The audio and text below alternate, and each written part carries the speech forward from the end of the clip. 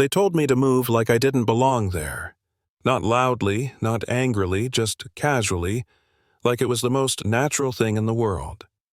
"Sir, your seat is back there." And in that moment, standing in the aisle with people watching, I felt something I hadn't felt in years, that quiet, familiar sting of being judged before I ever opened my mouth. Let me take you back a little because this didn't start on that flight. It started long before with a kid who grew up being underestimated so often that it almost felt normal. You learn early what certain looks mean, how certain tones sound, how some people decide who you are in half a second. You also learn how to swallow it, smile, and keep moving. That habit stays with you longer than it should. That morning, I was flying out for a meeting I'd waited years for. Not a vacation, not a luxury trip, just work. Big work. The kind that changes things. I'd booked a premium seat because I needed the space and the quiet, nothing flashy, nothing symbolic. Just practical. I threw on a hoodie, old sneakers, grabbed my beat-up travel bag, and headed to the airport thinking about numbers, contracts, timelines. I wasn't thinking about how I looked. At the gate, everything felt rushed, tense, loud.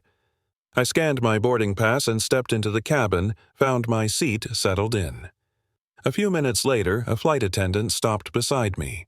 She glanced at my seat number, then at me, then back at the number. Her smile tightened. "Sir, I think you're in the wrong seat." I told her the number. She nodded slowly, like she didn't quite believe me. "Let me check." She came back with the lead attendant, then the captain.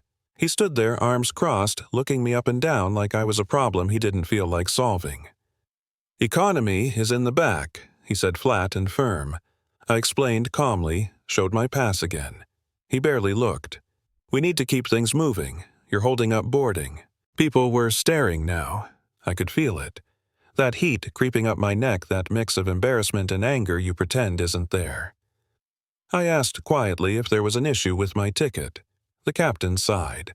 Loudly. "Sir, do you want to fly today or not?" That's when I realized this wasn't about logistics. This was about perception. I moved, not because I was wrong, but because I was tired of being a scene. I walked to the back, found the empty seat they pointed to, and sat down. My heart was pounding not from fear, but from that old feeling, the one that whispers, "Here we go again." I stared at the tray table, replaying every word, every look. Part of me wanted to let it go, to chalk it up as another bad day with bad people. Another part of me knew I couldn't, not this time. The flight took off. I barely noticed. Somewhere over the clouds, I stood up and walked back toward the front, not angry, just determined. The same attendant blocked me. "Sir, you can't be here." I told her I needed to talk to the captain. She hesitated, then let me through. He turned when he saw me, irritation written all over his face. "What now?" I told him slowly, clearly, that the seat he moved me from was mine, that I paid for it, that this wasn't a misunderstanding. He laughed. Actually laughed. "Look, buddy, we make judgment calls. You didn't look like you belonged there. That's it." He said it like it was common sense, like gravity. Something snapped. Not in a dramatic way, not shouting or fists, just that internal shift where you stop shrinking. I told him, "You might want to rethink that." He leaned closer, voice low. "Sit down before you cause yourself real trouble." I went back to my seat, but I wasn't done. The rest of that flight felt endless. I thought about every door that had quietly closed in my life, every time I'd been underestimated and worked twice as hard just to be taken seriously. I also thought about the meeting waiting for me on the other side, the one none of them knew about. That part almost made me smile. When we landed, they made us wait while first class deplaned. I watched the captain joke with passengers, shake hands, bask in the authority he clearly loved. As I stepped off the plane, my phone buzzed. A message from my assistant. "They're ready whenever you are." I replied, "Give me 10 minutes."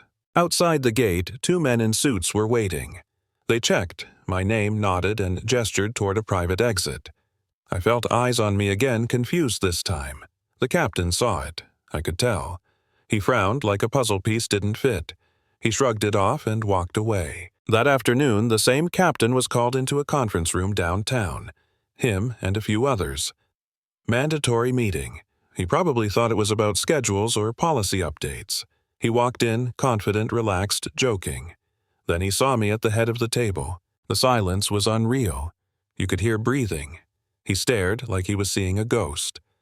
I introduced myself calmly, professionally. Explained why we were there. I told them I'd been flying anonymously to understand how people were treated when no one thought it mattered. I told them about the seat, the words, the laughter. I watched his face change color, draining confidence, collapsing. He tried to explain, tried to justify it as procedure, as instinct, as experience. I let him talk. Then I asked him one question. If I'd looked different, would this have happened? He didn't answer. He didn't need to. The decision was already made. Termination. Immediate. No ceremony. No yelling. Just consequences. He protested, raised his voice, talked about seniority, about respect. I told him respect isn't automatic. It's earned every day by how you treat people when you think they don't matter. Afterwards, I sat alone for a minute. I didn't feel triumphant. I felt tired. Vindicated, sure, but also heavy. Because winning like that reminds you how broken things still are. Fixing one moment doesn't erase a system. Months later, I took another flight. Same airline, same hoodie, same bag, different energy, different training, different attitudes. A young attendant smiled genuinely and said, "Welcome aboard. No hesitation, no judgment, just respect." I sat in my seat and looked around, thinking about how small actions ripple outward. So here's what I want to know. Was I right? Should I have spoken up sooner? Should I have let it go? How many times have you seen something like this happen and stayed quiet because it was easier? Drop your thoughts in the comments. Share your story. And next time you see someone being dismissed, remember you never really know who you're looking at or what they've had to overcome to be sitting right there.